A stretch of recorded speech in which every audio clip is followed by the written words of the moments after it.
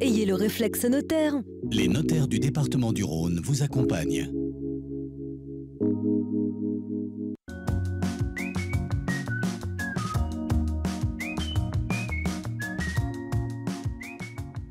Bonjour à tous et bonjour Maître Chanceau. Bonjour Jean. Alors on est ensemble aujourd'hui pour parler de la vulnérabilité, de la dépendance et notamment pour parler d'un sujet qui est assez sensible, c'est le financement de sa dépendance. Alors comment est-ce qu'on peut... Enfin déjà, quel est le coût de la dépendance ? Alors effectivement, avec l'allongement de la durée de vie, qui est une chance, le quatrième âge, bien sûr, prend une part importante et croissante de la population.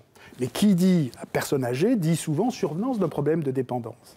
Et dans ces problèmes de dépendance, eh bien, nécessite par exemple des travaux que l'on doit réaliser chez soi, embaucher une auxiliaire de vie, donc un coût certain. Et puis lorsque ce n'est même plus possible, il faut aller dans une maison de retraite, voire une maison médicalisée, un EHPAD.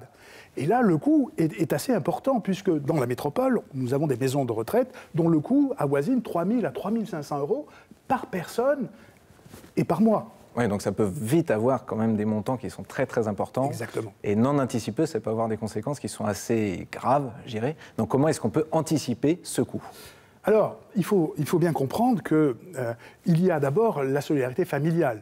Les enfants sont tenus à un devoir, j'allais dire, de secours vis-à-vis de leurs Heureusement. parents. Heureusement, hein, c'est souvent très spontané.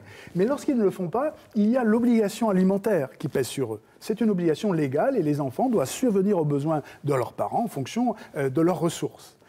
À cette solidarité familiale se rajoute une solidarité, j'allais dire, d'État national, avec des aides qui sont attribuées. Mais bien entendu, avant de regarder les aides auxquelles on peut en avoir besoin, l'idéal serait de pouvoir se constituer, j'allais dire, un patrimoine pour permettre d'assurer ces vieux jours. Donc en gros, hein, le premier outil, c'est à nous de le préparer. Exactement. Effectivement, il y a l'État, il y a nos enfants, mais c'est peut-être à nous de le préparer. Exactement.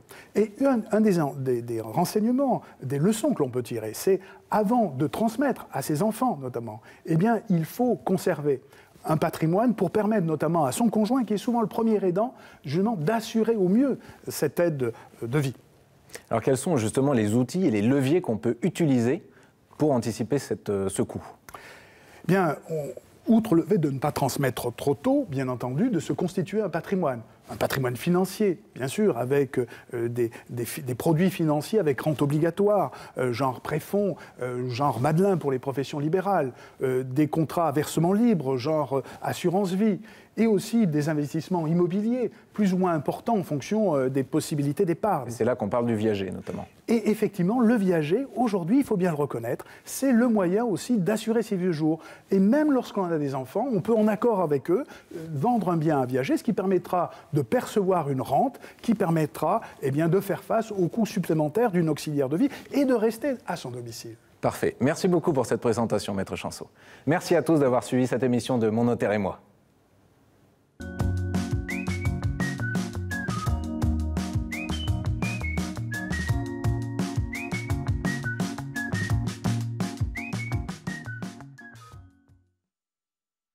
Ayez le réflexe notaire.